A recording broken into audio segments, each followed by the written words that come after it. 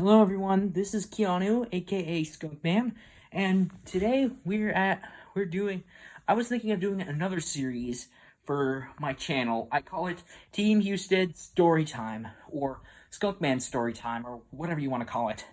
So yeah, this is the series where I pretty much read some of my favorite books and just so you know, I'm reading these books from the Internet Archive. I'm reading them from, the Internet Archive, because, you can borrow digital books from there. So now, here's our first episode.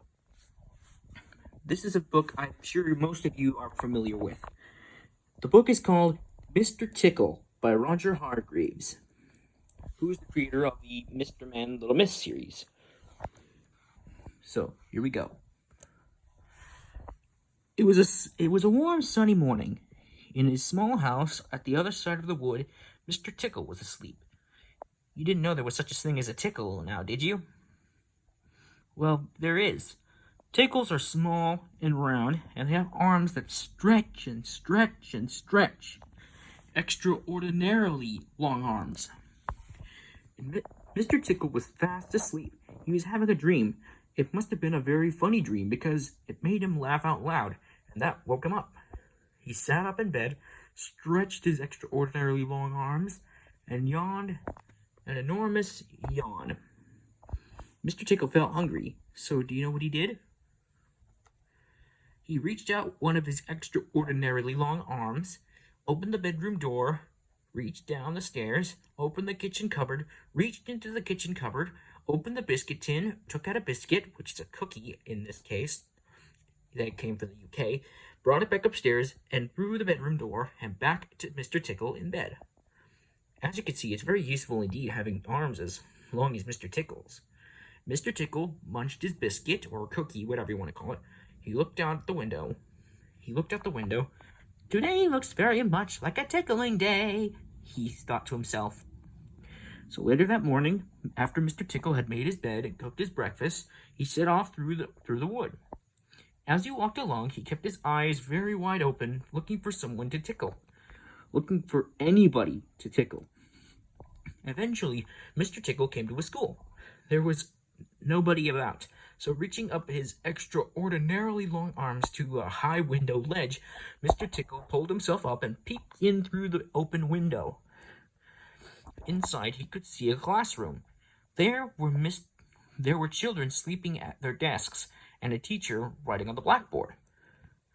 Mr. Tickle waited a minute, and then reached in through the window.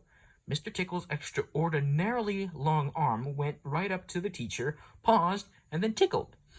The teacher jumped in the air, and turned around very quickly to see who was there. But there was nobody there. Mr. Tickle grinned a mischievous grin. He waited another minute, and then tickled the teacher again. This time he kept on tickling.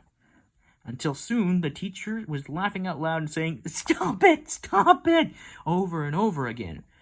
All the children were laughing too at such a funny sight. There was a terrible pandemonium. Eventually Mr. Tickle thought that he had enough fun, so he gave the teacher one more tickle for luck, and then very quietly brought his arm back through the open window. Chuckling to himself, he jumped down from the window, leaving the poor teacher to explain what it was all about. Which, of course, he couldn't. Then Mr. Tickle went to town. And what a day Mr. Tickle had. He tickled the policeman on traffic duty at the crossroads in the middle of town. It caused an enormous traffic jam. He tickled the greengrocer just as he was piling apples neatly in his shop window. The greengrocer fell over backwards, and the apples rolled all over the shop. At the railway station, the guard was about to wave his flag for the train to leave. As he lifted his arm in the air, Mr. Tickle tickled him. And every time he tried to wave his flag, Mr. Tickle tickled him until the train was 10 minutes late, leaving the station, and all the passengers were furious. That day, Mr. Tickle tickled everybody. He tickled the doctor, he tickled the butcher, he even tickled old Mr. Stamp, the postman, who dropped all his letters into a puddle.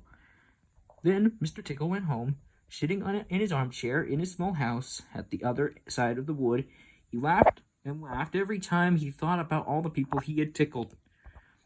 So if you are in any way ticklish, beware of Mr. Tickle and those extraordinarily long arms of his.